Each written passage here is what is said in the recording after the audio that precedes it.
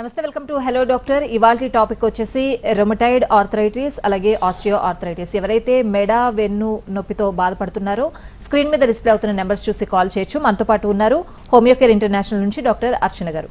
Hello doctor. Hello. So చాలా మంది ఈ మధ్య కాలంలో వయసుతో సంబంధం లేదు, ప్రతి ఒక్కరు కూడా వెన్ను నొప్పితో మెడ నొప్పితో బాధపడుతున్న సమస్యలు చాలా మందిలో చూస్తున్నాం. రీజన్ ఏంటి డాక్టర్? ఎందుకు ఇంతలా ఈ కేసెస్ పెరుగుతున్నాయి? యూజువల్గా బ్యాక్ పెయిన్ కానీ మెడ నొప్పి కానీ రావడానికి రీజన్ సెడెంటరీ హ్యాబిట్స్. అంటే ఒక డికేడ్ బ్యాక్ తీసుకుంటే మనకి ఎక్కడో కానీ కనిపించేది కాదు. బట్ ఇప్పుడు ఏంటంటే మనకి యూజువల్గా ఎక్కువసేపు కూర్చోవడం, ద పొజిషన్ ఆఫ్ సిట్టింగ్, ఎలా మనం కూర్చుంటున్నాము, ఎలా మనం బరువు పెరుగుతున్నాము, ఫిజికల్ యాక్టివిటీ లేకుండా ఉండడం వల్ల కూడా బరువు పెరుగుతూ ఉంటారు. So obesity is also one of the factor. అమ్మాయిల్లో తీసుకుంటే పోస్ట్ డెలివరీ కొంచెం ఎస్పెషల్లీ హార్మోనల్ ఇష్యూస్ వచ్చినప్పుడు, ఇలాంటప్పుడు థైరాయిడ్ ఉన్నప్పుడు కూడా మనకి కొంచెం వెయిట్ పుట్ ఆన్ అవ్వడం, దానివల్ల మనకి ఈ మధ్యకాలంలో అంటే పీసీఓడీస్, థైరాయిడ్స్, హార్మోన్స్ ఇవి కూడా ఇష్యూస్ వస్తున్నాయి. సో దానివల్ల ఒబేసిటీ రావడం, మనకి అమ్మాయిలు ఎక్కువగా ఈ మెడ నొప్పి, నడుము నొప్పి కనిపించడం జరుగుతుంది. So that is one of the reason. ఇంకోటి ఏంటంటే మనం పెథలాజికల్గా తీసుకున్నా కానీ నార్మల్గా ఎనీ విటమిన్ డెఫిషియన్సీస్ ఎస్పెషల్లీ, అంటే అందరూ క్లోజ్ రూమ్స్లోనే ఉండటం, సన్కి ఎక్స్పోజ్ కాకుండా ఉండటం. ఇప్పుడు ఒకప్పుడు అంటే ఇండిపెండెంట్ హౌసెస్ ఉండేది, వరండా ఉండేది, బాగా సన్కి ఎక్స్పోజ్ అవ్వటం, విటమిన్ డి డెఫిషియన్సీ ఉండేది కాదు. బట్ యాజ్ ఆఫ్ నౌ ఏమవుతుంది అంటే అన్ని అపార్ట్మెంట్స్ అయిపోవటం, లేకపోతే ఇండిపెండెంట్ ఉన్న పెద్దగా వెంటిలేషన్ లేకపోవటం, ఆఫీస్కి వెళ్ళాక మార్నింగ్ ఏదో 8కి వెళ్ళటం, రాత్రి 9కి రావటం వల్ల మనం ఎక్స్పోజ్ అవ్వట్లేదు సన్కి. సో దానివల్ల మా దగ్గరికి వచ్చే ఒక 10 కేసెస్లో 9 మందిలో కూడా vitamin D deficiency is one of the major reason to get any kind of a neck pain or the back pain. Third thing వచ్చేసరికి విటమిన్ డి బాడీలో లేదు అంటే డెఫినెట్గా కాల్షియం అబ్జార్ప్షన్ అనేది ఉండదు. సో కాల్షియం డెఫిషియన్సీ వల్ల ఆస్టియోపోరోటిక్ చేంజెస్ రావడం, దానివల్ల వెన్నులో కొంచెం నొప్పి రావడం గమనిస్తూ ఉంటాం. ఏదైనా ఇప్పుడు చాలా లాంగ్ ట్రావెలింగ్ చేసే ఉద్యోగాలు ఉన్నాయనుకోండి, ఎవ్రీడే మోర్ దెన్ 20 కిలోమీటర్స్, అది కూడా రఫ్ రోడ్స్ మీద జర్నీస్ చేస్తున్న వాళ్ళలో, 2 వీలర్స్ మీద ఎక్కువ జర్నీ చేస్తున్న వాళ్ళలో మనకి కొంచెం ఈ కండిషన్ కనిపించడం జరుగుతుంది. ఇంకా కాకుండా ఏదైనా యాక్సిడెంటల్ ఇంజురీస్, అంటే ఏదైనా తెలియకుండా కింద పడ్డం కానీ, ఇంట్లో కానీ బయట కానీ ఫాస్ట్గా మెట్లెక్కి దిగడం, ఇలాంటివి కండిషన్స్లో జిమ్కి వెళ్ళేటప్పుడు తెలియకుండా, అంటే ప్రాపర్ ఇన్స్ట్రక్టర్ లేకుండా సడన్గా వెయిట్స్ పుట్ ఆన్ చేయటము.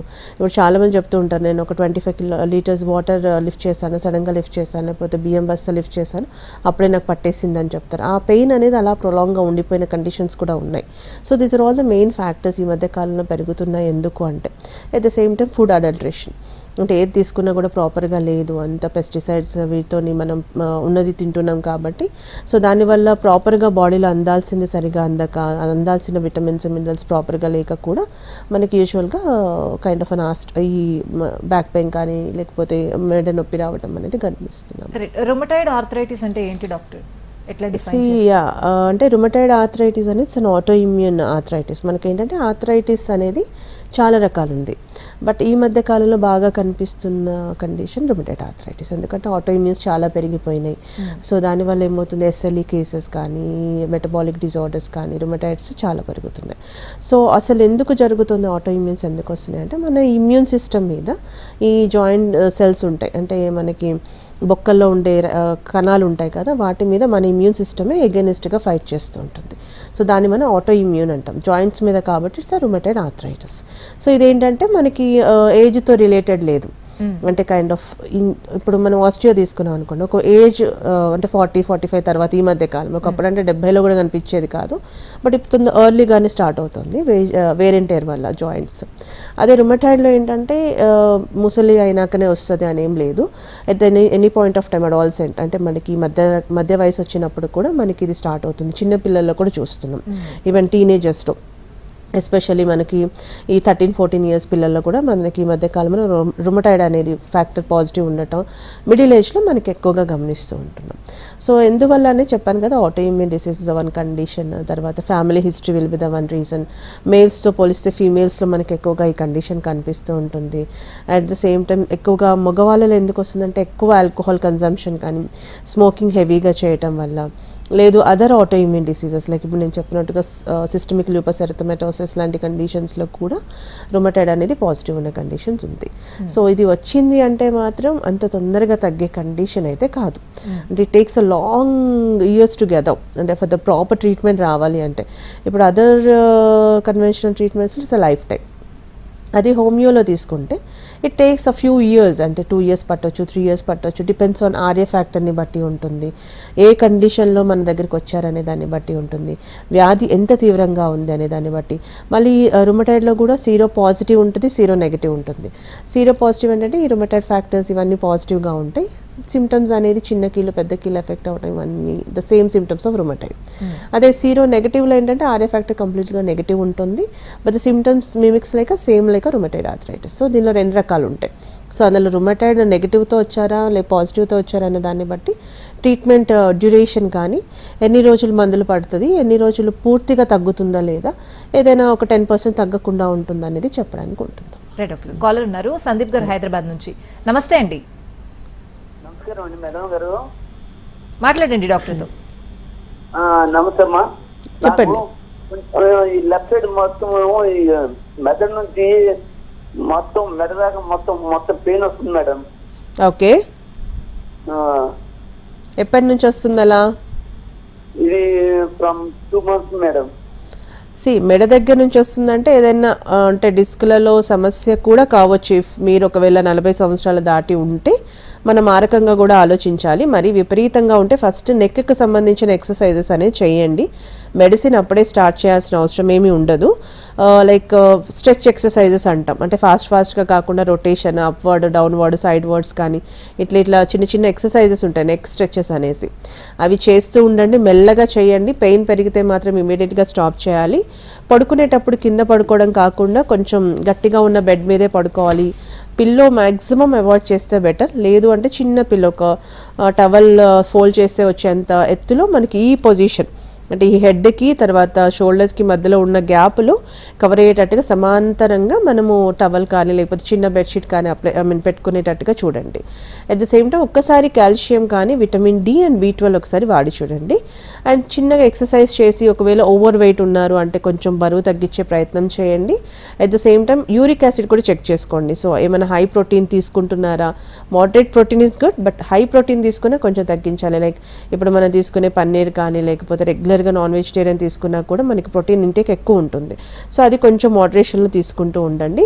ఎక్కువ స్ట్రెస్కి అనేది గురి కాకుండా పొజిషనింగ్ ఈజ్ వెరీ ఇంపార్టెంట్. కూర్చునేటప్పుడు బ్యాక్ సపోర్ట్ ఉన్న దాని మీద కూర్చోండి.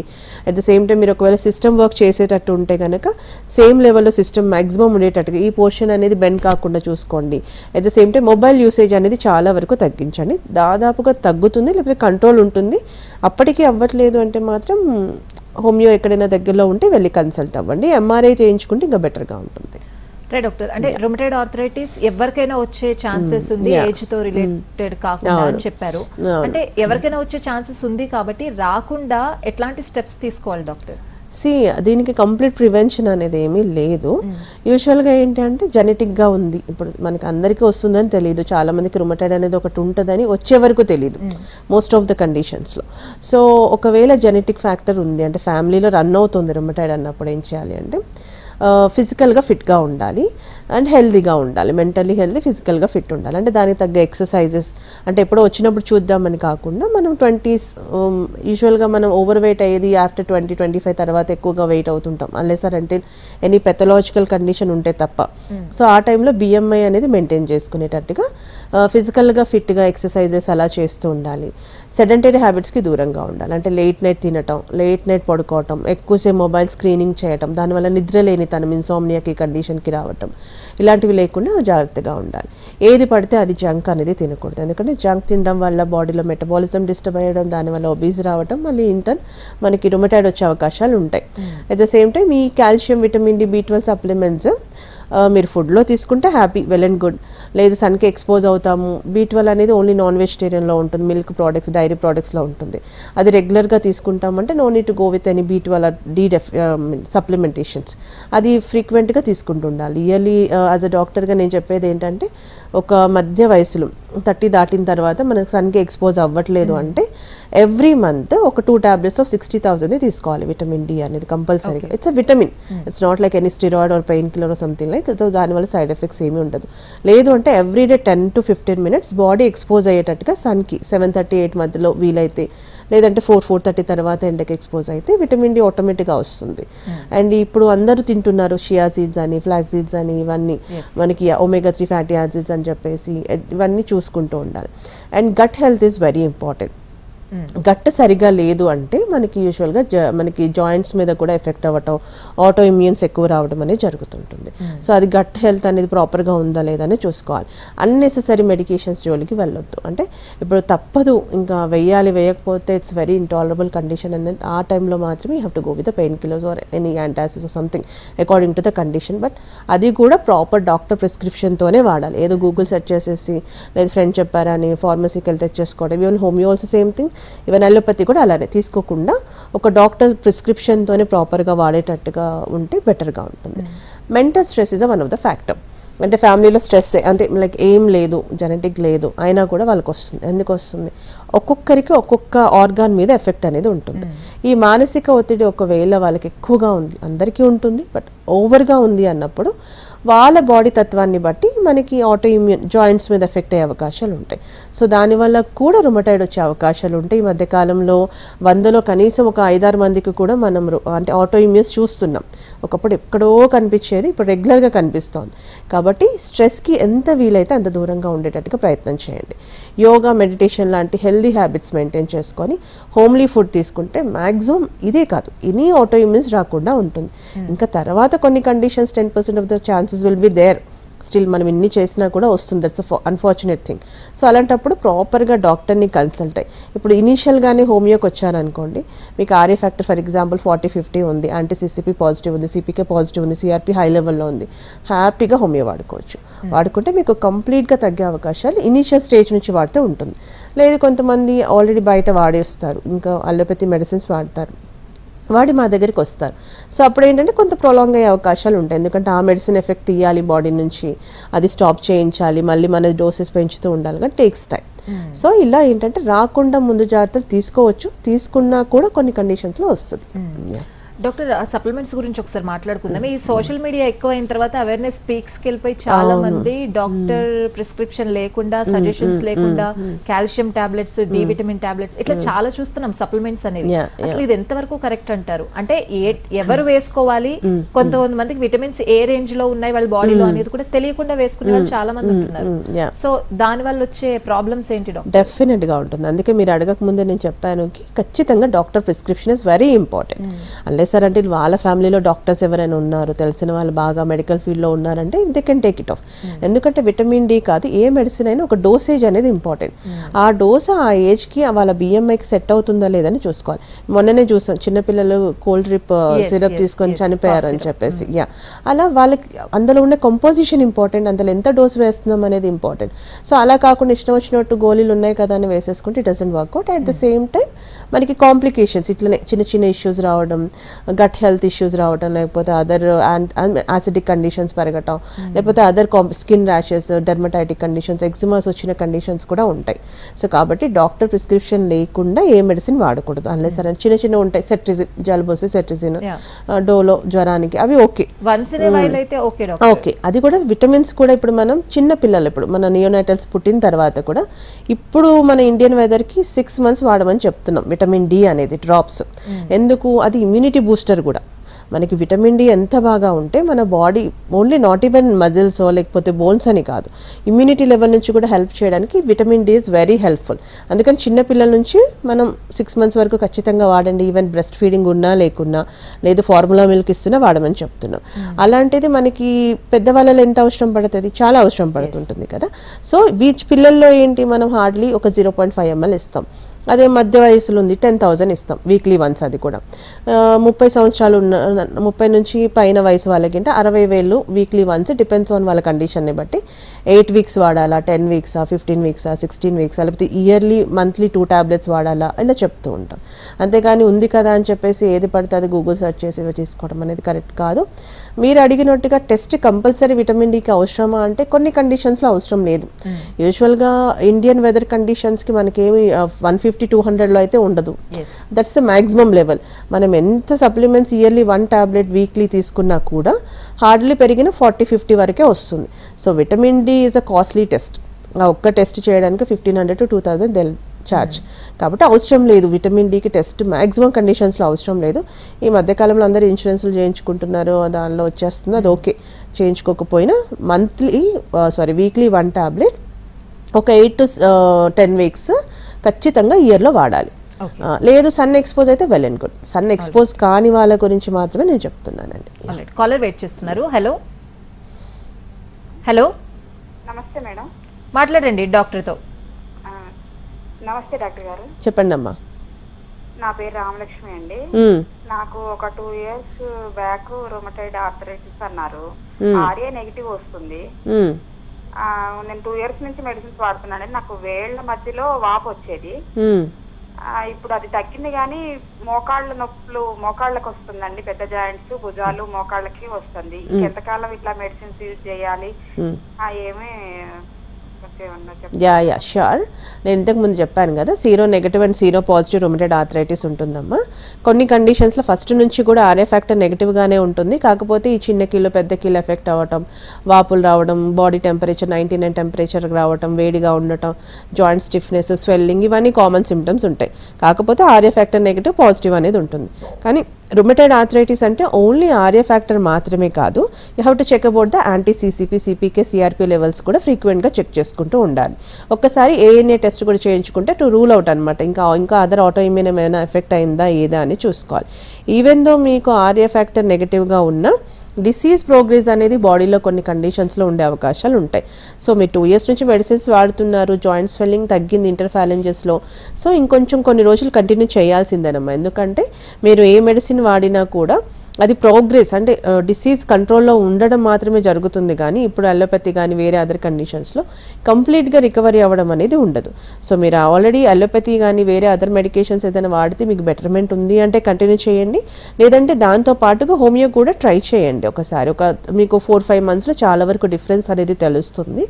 సో ఎన్ని రోజులు వాడాలి అనేది మీ కండిషన్ని బట్టి, నేను చెప్పాను కదా, ఈ RA factor, anti CCP, CPK, CRP levels, ANA టెస్ట్ని బట్టి మనం చెప్పొచ్చు. మ్యాక్సిమం కండిషన్స్లో మీకు అంటే ఆర్ఏ నెగిటివ్ ఉంది కాబట్టి లైఫ్ టైం వాడాల్సిన అవసరం అయితే రాదు.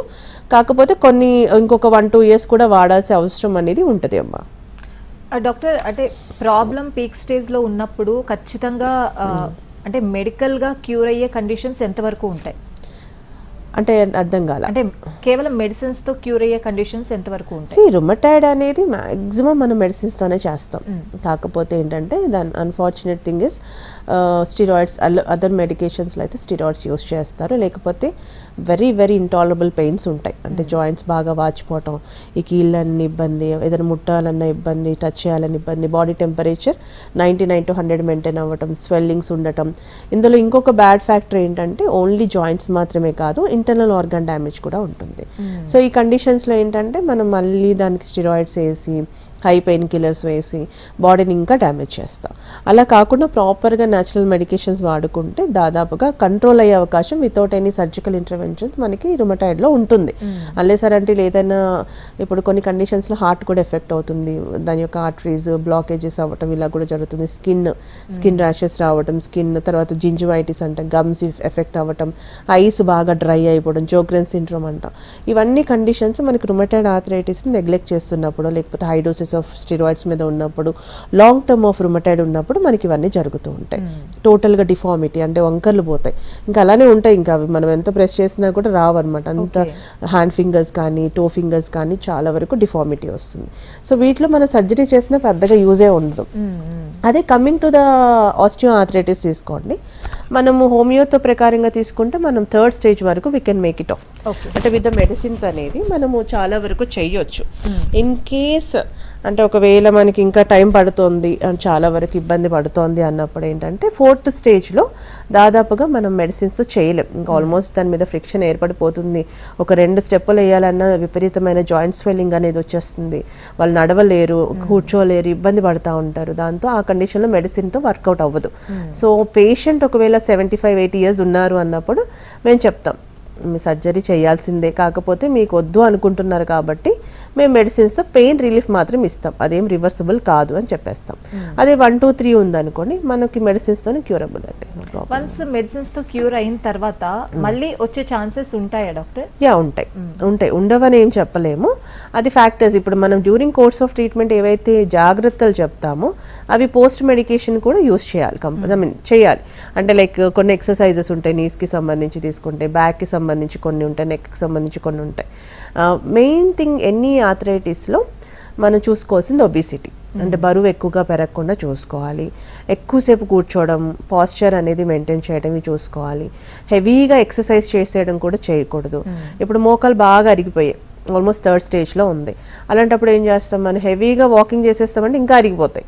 కాబట్టి అలాంటి కండిషన్స్లో మేము హార్డ్లీ ఒక 1/2 కిలోమీటర్ బాడీ కొంచెం ఫ్రీగా ఉండడానికి, ఫీబుల్గా అంటే ఉండడానికి విల్ సజెస్ట్ 1/2 to 1 కిలోమీటర్ చేసుకోండి, అది బాడీ వెయిట్ మెయింటైన్ అవ్వడానికి అని చెప్తాం. అలా చేసుకోవచ్చు. బట్ హెవీగా మెట్లెక్కి దిగేయటం, ఎక్కువగా అప్స్ డౌన్స్ వాక్ చేయటం అనేది నాట్ అలౌడ్. సో ఇలాంటి కండిషన్స్ మళ్ళీ చేస్తాము అంటే ఈవెన్ రీప్లేస్మెంట్ అయినా కూడా డాక్టర్స్ చెప్పేది అదే, ఎందుకు మీరు బరువు పెరగొద్దు, కింద కూర్చోవద్దు, మెట్లెక్కి దిగొద్దు, ఎక్కువగా పొజిషన్ అనేది కరెక్ట్గా మెయింటైన్ చేయండి, ఇవన్నీ చెప్తూ ఉంటాం. ఈవెన్ హోమియో వాడినా మేము తగ్గిపోయాక కూడా ఇవే చెప్తాం, మీరు బరువు పెరగకూడదు, మెట్లెక్కి అసలు in case of osteo arthritis అయితే మెట్లెక్కి దిగకూడదు, మ్యాక్సిమం లిఫ్టే యూస్ చేయండి. అట్ ద సేమ్ టైం ఈ కాల్షియం, విటమిన్ డి, B12 సఫిషియెంట్గా ఉందా లేదా అని చెక్ చేసుకుంటూ ఉండండి, సిఆర్పి లెవెల్స్ చెక్ చేసుకోండి. కొన్ని ఫుడ్ ఐటమ్స్ ఉంటాయి, అంటే లైక్ ఇప్పుడు మనకి గోంగూర పుల్లగా తిన్నప్పుడు కొంచెం పెయిన్ ఎక్కువ అవుతుంది, వాతం వచ్చేవి మనకి పొటాటో కానీ చామగడ్డ కానీ ఇలాంటివి ఉంటాయి, అవి చాలా వరకు అవాయిడ్ చేయండి అమ్మా అని చెప్తూ ఉంటాం. హెల్దీ ఫుడ్స్ లైక్ ఇప్పుడు chia seeds, basil seeds, flax seeds, మహావీర గింజలు, ఇవన్నీ omega 3 foods, nuts and seeds, ఇవన్నీ తృణధాన్యాలు, ఇవన్నీ తీసుకోవచ్చు, ప్రాబ్లం ఏముండదు. అవి ఆన్ అండ్ ఆఫ్గా మీరు మీ డైట్లో ఇంక్లూడ్ చేసుకొని హెల్దీ హ్యాబిట్స్ అనేది మెయింటైన్ చేసి ఎక్సర్సైజ్ చేస్తే మ్యాక్సిమం రాదు. ఒకవేళ చేయలేదు, బరువు పెరిగిపోయారు, లేకపోతే ఫుడ్ సరిగా తీసుకోలేదు, బాడీలో ఇన్ఫ్లమేషన్ పెరిగింది, డెఫినెట్గా రీఅకరెన్సీ ఉంటుంది. డిస్క్ ప్రాబ్లం ఉంది అని ఎప్పుడు గుర్తిస్తారు డాక్టర్? డిస్క్లో ఏంటంటే మనకి యూజువల్గా సర్వైకల్ మెడ నుంచి మధ్య థొరాసిక్ అండ్ లంబార్ ఉంటుంది. సో ఎక్కడ పొజిషన్ లొకేట్ అవుతుందో దాన్ని బట్టి మనం చెప్తాం, ఇట్స్ సర్వైకలా, లంబారా, sciatica, whatever might be. So ఎప్పుడు చెప్తాం, ప్రతి నెక్ పెయిన్ని మనము సియాటికాకి, మన సర్వైకల్ స్పాండిలైటిస్ డిస్క్ ఇష్యూ చెప్పలేం, ఎందుకంటే కొన్ని ఓవర్ స్ట్రెయిన్ వల్ల అవుతుంది, కొంతమందికి ఇంజురీస్ వల్ల అవుతాయి, కొన్ని అక్యూట్ పెయిన్స్ ఉంటాయి. If it is persisting more than 2 months డెఫినెట్గా మనం ఒకసారి చూసుకోవాలి, ఎంఆర్ఐ చేయించాలి, లేకపోతే యూజువల్గా ఏదైనా చిన్న సిటీ స్కాన్ అలాంటివి చేసి చూసుకోవాల్సి ఉంటుంది. అంతే తప్పించి ప్రతి నెక్ పెయిన్, బ్యాక్ పెయిన్ మనం spondylosis, disc problem, vertebral problem అని చెప్పలేం.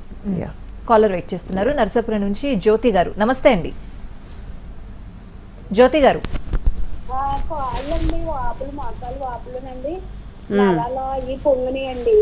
ఓకే, పచ్చగా నరాలు పొంగండి, కాళ్ళు నుంచోలేకపోతున్నానండి ఎక్కువసేపు. దానివల్ల పరిష్కారం ఏంటో చెప్తారండి? పరిష్కారం ఏం లేదమ్మా, మంచి డాక్టర్ని కన్సల్ట్ అవ్వాలి. అంటే ఒకవేళ 6 నెలల లోపల మీరు ఏం టెస్ట్లు కానీ ఇన్వెస్టిగేషన్స్ చేయించుకోకపోతే ఆ ఇన్వెస్టిగేషన్ చేయించుకొని ప్రాపర్ డయాగ్నోసిస్కి వచ్చిన తర్వాత ట్రీట్మెంట్ అనేది తీసుకుంటే మీకు పూర్తిగా నయమయ్యే అవకాశాలు ఉంటాయి. అంతేకాని మోకాలు నొప్పులు వస్తున్నాయి, మోకాల వాపు వస్తుందంటే చాలా ఫ్యాక్టర్స్ ఉంటాయి. కొంతమందికి డిస్కులలో ప్రాబ్లం ఉన్న రేడియేటింగ్ కైండ్ ఆఫ్ పెయిన్ అక్కడ వచ్చేసి వాపు ఉంటుంది. కొంతమందికి ఆ గుత్తుల్లో అంటే ఈ ఫ్లూయిడ్ అక్యుములేషన్ ఎక్కువైపోయి సైనోవైటిస్ అంటాం, సో దానివల్ల వాపు వస్తుంటుంది. కొంతమందికి యూరిక్ యాసిడ్ పెరిగితే కూడా వాపు వస్తుంది. కొంతమందికి ఓవర్ వెయిట్ వల్ల వాపు వస్తుంది. సో వారికోజ్ వెయిన్స్ వల్ల వాపు వస్తుంది. సో చూసుకోవాలి మనం దేనివల్ల మీకు వాపు వస్తుంది, నీస్ దగ్గరే ఉంటుందా లేకపోతే ఒక దగ్గర నుంచి ఆ పెయిన్ ఇంకో దగ్గరికి రీలొకేట్ అవుతుందా అనేది. మీరు వీలైతే దగ్గరలో హోమియో కేర్ ఇంటర్నేషనల్కి వెళ్ళండి, మీకు ఫ్రీ కన్సల్టేషనే ఉంటుంది ఫస్ట్ విజిట్. సో అక్కడ మీకు డాక్టర్ క్లియర్గా చెప్తారు మీకు ఏ ప్రాబ్లం ఉండొచ్చు అనేది. అవసరమైతే ఇన్వెస్టిగేషన్స్ కూడా రాస్తారు, ఒకసారి వెళ్ళి కన్సల్ట్ అయితే బెటర్గా ఉంటుంది. డాక్టర్, ఫీమేల్లో ఎలాంటి ప్రాబ్లం వచ్చినా హార్మోనల్ ఇంబ్యాలెన్స్ రిలేటెడ్ ప్రాబ్లమ్స్ చాలా వరకు మనం ఫీమేల్లో చూస్తూ ఉంటాం. సో ఈ ఆర్థరైటిస్ కూడా చూడొచ్చా డాక్టర్, హార్మోనల్ ఇంబ్యాలెన్స్ తో సఫర్ అవుతుంటే ఫీమేల్? నో అంటే ఎట్లా అంటే ఇండైరెక్ట్గా ఉంటుంది. ఇప్పుడు హార్మోనల్ ఇష్యూస్ లైక్ ఎక్కువ మనం వినేది పీసీఓడి, నీటి బుడగలు, ఫైబ్రాయిడ్స్, తర్వాత సిస్ట్లు ఉంటాయి, తర్వాత thyroid. These are all the common యూజువల్గా వేగ్గా చెప్పాలంటే. సో వీటన్ని కండిషన్స్లో మనకి కొంచెం బరువు పెరుగుతాం. సో బరువు పెరగడం వల్ల ఏమవుతుంది, ఆల్రెడీ బరువు పెరిగాము అంటే అలవాటు లేని బరువు బాడీ మోస్తుంది. సో అప్పుడు ఏమవుతుంది, మళ్ళీ ఈ ఆడవాళ్ళలో ఏంటి, ఈ హార్మోనల్ ఇష్యూస్ ఉన్నప్పుడు malabsorption of vitamins and minerals జరుగుతాయి. యూజువల్గా ఆడవాళ్ళు సరిగ్గా తినరు, టైం టు టైం తినరు, ఏం తినాలి ఏం తినకూడదు అనేది చూసుకోరు. సో దానివల్ల వాళ్ళలో చాదాపుగా మనకి కాల్షియం, విటమిన్ డి డెఫిషియన్సీస్ ఉంటాయి. ఆల్రెడీ వెయిట్ పుట్ ఆన్ అయింది, ఈ డెఫిషియన్సీ ఉంటాయి కాబట్టి తొందరగా మనకి జాయింట్స్ అనేది ఎఫెక్ట్ అవ్వడం అనేది ఎర్లీ స్టేజ్లో గమనిస్తాం. ఇట్స్ ఇంటర్లింక్డ్, అంటే ఒకటి తగ్గినప్పుడు ఒకటి పెరుగుతుంది అంతే తప్పించి ఇప్పుడు వాళ్ళు కొంతమంది ఈ కండిషన్స్ కూడా ఉంటాయి, సన్నగానే ఉంటారు బట్ అయినా మోకాలు అరిగిపోతూ ఉంటాయి. So that's and other factors ఉంటాయి, లైక్ ఇప్పుడు నేను చెప్పినట్టుగా ఇంజురీ కావచ్చు, జెనెటిక్ కావచ్చు, లేకపోతే ఈ స్ట్రెస్ ఫ్యాక్టర్స్ కావచ్చు, కాల్షియం, విటమిన్ డి, B12 ఈ డెఫిషియన్సీస్ వల్ల కావచ్చు, మెనోపాజ్ ఇప్పుడు నెలసరి ఆగిపోతున్న టైంలో కూడా బాడీలో హార్మోనల్ ఇష్యూస్ రావడం, దానివల్ల ఆస్టియోపోరోటిక్ చేంజ్ అంటే బోన్ డెన్సిటీ తగ్గిపోద్ది. తగ్గిపోవడం వల్ల మనకి డెఫినెట్గా మళ్ళీ arthritis any point of time, అంటే ఆస్టియో అనే కాదు, గౌటి కూడా రావచ్చు, ఆస్టియో ఆర్థరైటిస్, ఈ ఆటో ఇమ్యూన్స్ వచ్చే అవకాశాలు ఉంటాయి. But it's not directly linked. చాలా మంది ఇప్పుడు ఏజ్ పైబడిన వాళ్ళకి ఎక్కువగా మనం అరుగుదల అనేది చూస్తాం, బోన్ డెన్సిటీ తగ్గడం ఇవన్నీ చూస్తూ ఉంటాం. వాళ్ళు హాస్పిటల్కి వెళ్తే సర్జరీ సజెస్ట్ చేస్తారేమో, కంటిన్యూగా మెడిసిన్స్ వాడాలేమో అని చెప్పి ఆ ప్రాబ్లమ్ తో సఫర్ అవుతూ ఉంటారు, కానీ డాక్టర్ ని కన్సల్ట్ చేయరు చాలా మంది మనం చూస్తూ ఉంటాం. సో అలాంటి వాళ్ళకి ఏం చెప్తారు డాక్టర్? ఖచ్చితంగా రావాలి, లేకపోతే ఫైనల్ స్టేజ్కి వెళ్తుంది నీ రీప్లేస్మెంట్ అయినా కూడా మనకి పూర్తిగా తగ్గుతుందన్న గ్యారంటీ లేదు, లక్షల్లో ఖర్చు అవుతుంది, మీరే ఇబ్బంది పడతారు తర్వాత కూడా. అదే రుమటాయిడ్ తీసుకున్నాం అనుకోండి, దాని యొక్క ఫ్యాక్టర్స్ అనేది బాగా పెరిగిపోవడం వల్ల అప్పటికే జరగాల్సిన డ్యామేజ్ బాడీలో జరిగిపోద్ది. సో ఇప్పుడు మీరు ఒక్క టాబ్లెట్తో పోయేది కాస్త 10 టాబ్లెట్లు వాడాల్సి వస్తుంది. 1 ఇయర్తో వాడేది కాస్త 3-4 సంవత్సరాలు, సంవత్సరం కాదు, జీవితాంతం కూడా వాడిన కండిషన్స్ ఉంటాయి. కాబట్టి ఎన్ని ఆర్థరైటిస్ని నెగ్లెక్ట్ చేయకండి, హ్యాపీగా హోమియో వాడుకోండి. హోమియో వాడుకుంటే మీకు సైడ్ ఎఫెక్ట్స్ ఉండదు, మీరు చేసే రెగ్యులర్ చోర్స్ అనేది చేసుకోవచ్చు, మీకు ఎలాంటి ఇంటర్నల్ ఆర్గన్ డ్యామేజ్ ఉండదు, which is a permanent treatment. ఇనీషియల్గా మీకు ఏ జాయింట్లో కూడా నొప్పి వచ్చినా కన్సల్ట్ అవ్వండి. హోమియో కేర్ అనే కాదు, ఎక్కడ మీకు హోమియో క్లినిక్స్ ఉన్నా కూడా వెళ్ళి కన్సల్ట్ అవ్వండి. అంతేగాని అనవసరంగా పెయిన్ కిల్లర్స్ వేసేయటం, అనవసరంగా స్టిరాయిడ్స్ వేసేయటం, మీకు మీరు సెల్ఫ్ ప్రిస్క్రిప్షన్ చేసేసుకోవడం, లేకపోతే ఏం కాదులే పెయిన్ ఇప్పుడే వచ్చింది కదా తర్వాత చూద్దాంలే అని అనుకోవడం, నెగ్లెక్ట్ చేయడం అనేది ఏ కండిషన్ ఆఫ్ ఆర్థరైటిస్కి నాట్ అలౌడ్. ఎందుకంటే which is very severe and which is very intolerable pain అనేది ఉంటుంది. అంటే నడకనే రాకపోతే ఇంకెందుకు? Yes sir, right. సో అందుకని ముందుగానే తీసుకుంటే బెటర్గా ఉంటుంది. కాలర్ ఉన్నారు కదిరి నుంచి, బాలయ్య గారు. నమస్తే అండి. హలో, కొంచెం గట్టిగా మాట్లాడండి, ప్రాబ్లం చెప్పండి డాక్టర్తో. నమస్కారం మేడం. నమస్తే అమ్మా, చెప్పండి. మేడం నా పేరు ఈశ్వరం మేడం, కదిరి మేడం. చెప్పండి, ప్రాబ్లం చెప్పండి. 3 సంవత్సరాల నుంచి ఉంది మేడం. ఏంటమ్మా? నా పేరు ఈశ్వరం మేడం, మెడ నొప్పి 3 సంవత్సరాల నుంచి ఉంది మేడం. ఈ డాక్టర్లు ఎమ్మకలు అరిగినాయి అని చెప్పినారు మేడం. మరి మందులు వాడుతున్నారు ఎక్కడైనా? యా, మందులు మెడ నొప్పి అంటున్నారమ్మా, బొక్కలు అరిగినాయని చెప్తున్నారు, అంటే డీజనరేషన్, దానివల్ల డిస్క్ బల్జ్, నర్వ్ కంప్రెషన్, నరం ప్రెస్ అవ్వడం ఉంటుంది. So it's cervical spondylitis you can say. So దానివల్ల మెడ నొప్పి కామన్, తల తిప్పడం కామన్, భుజాల నొప్పి రావడం కామన్, హెడేక్ రావడం, మనకి వెనక భాగంలో ఎస్పెషల్లీ నొప్పి రావటం, తర్వాత చక్కెర వచ్చినట్టుగా అనిపించడం, ఇవన్నీ కామన్ సిమ్టమ్స్ ఆఫ్ మన స్పాండిలోసిస్.